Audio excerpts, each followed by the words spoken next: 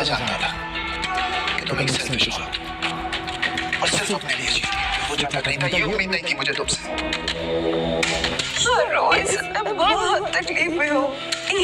आपने नफरत और आज की बात में सिर्फ तुमसे नफरत। अभी तक नाराज हैं आप? सच है। I am really sorry. ये हुआ, सारी सिचुएशन आपके सामने ही तो है। अब तो मुझे आदत हो गई है उनकी बातें सुनने की।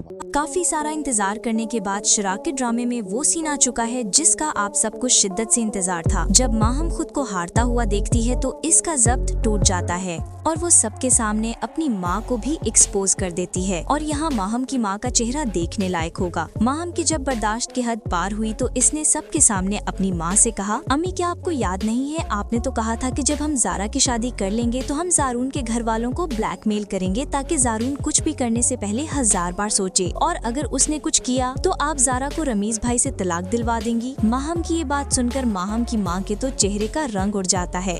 रमीज और ज़ारा काफी हैरान हो जाते हैं। माहम की माँ का चेहरा जर्द पड़ गया। वो लरसती हुई आवाज में बोली, बेटा तुम कैसी बातें कर रही हो, मैंने ऐसा कब कहा? ज़ारा मेरी अपनी बेटियों की तरह है, मैं क्यों चाहूंगी कि उसका घर न बसे? जिस पर माहम कहती है कि अम्मी आप अभी इनकार क्यों कर रही हैं? क्या आप भूल गई हैं वो दिन जब आपने मुझे खुद ये सब कहा था? इसीलिए तो मैं ज़ारा और रमीज की शादी करने पर राजी हुई थी। माहम की ये बातें सुनकर रमीज कहता है कि अम्मी माहम क्या कह रही है, क्या ये सच है? माहम की माँ घबरा जाती है। बेटा तुम जानते हो जब से ज़ारून ने माहम को घर से निकाला है इसकी दिमागी हालत ठीक नहीं रही, ये बस बहकी बातें कर रही है। मुझे लगता है आज इसने मेडिसिन नहीं ली, आओ बेटा अंदर चलते हैं। वो माहम का हाथ पकड़कर अंदर ले जाने लगी लेकिन रमीज ने रोक लिया। अम्मी आज कोई अंदर नहीं जाएगा, पहले सच सामने आएगा, फिर जो होना है होगा। माहम की माँ की आंखों में परेशानी थी, चेहरे पर पसीना होंठ कांप रहे थे। ज़ारा बेटा मैं क्यों चाहूंगी कि तुम्हारा घर न बसे? माहम कुछ भी बोल रही है, इसकी दिमागी हालत लगता है सही नहीं है।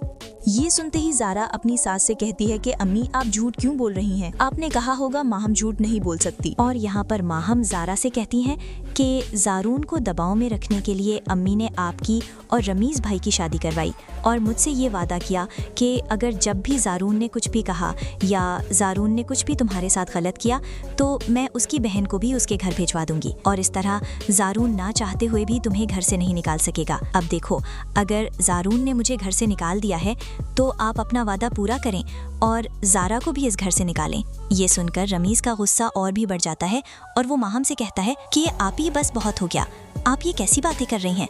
मैं आपको बता रहा हूँ, क्या मेरी शादी सिर्फ एक खेल था ताकि ज़ारून भाई को दबाव में रखा जा सके और अगर ज़ारून ने कुछ भी किया तो आप मेरी जिंदगी तबाह कर देंगी? आपने ज़ारून भाई को दबाव में रखने के लिए मुझे इस्तेमाल किया।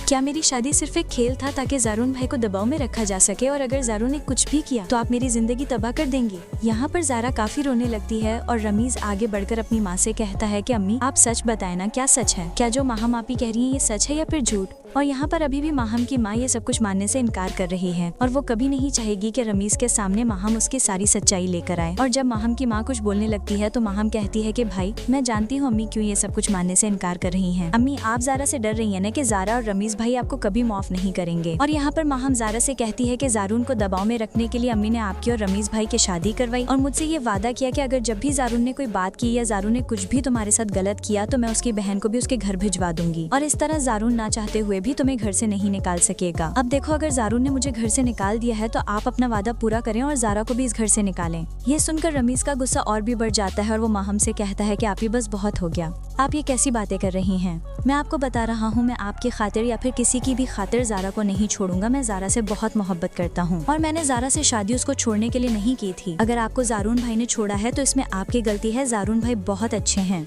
उन्होंने हमेशा आपका साथ दिया है, लेकिन बदले में आपने जो ज़ारून भाई के साथ, शफक के साथ और ज़ारून भाई के माँ के साथ किया है वो ज़ारून कभी माफ नहीं करेगा। और ये सब कुछ होने के बावजूद ज़ारून भाई आपसे कितना अच्छा बर्ताव करता रहा। अगर ज़ारून भाई की जगह कोई और होता तो वो कब का आपको उस घर से निकाल चुका होता। लेकिन ये सब कुछ जानने के बावजूद भी ज़ारून ने इतनी देर तक आपको अपने घर में रखा और आपसे बेपनाह मोहब्बत की।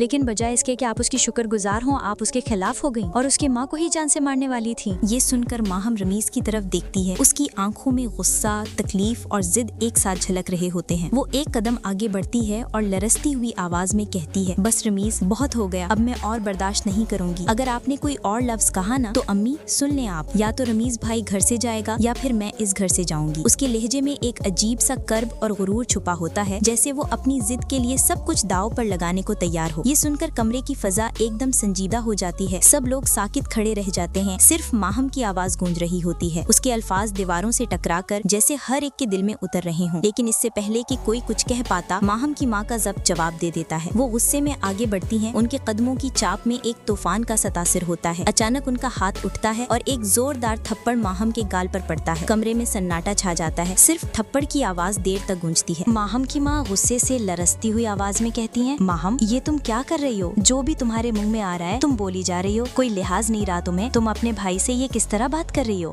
क्या तुम भूल गई हो कि ये तुम्हारा भाई ही है जिसने तुम्हें जारून से बचा कर रखा?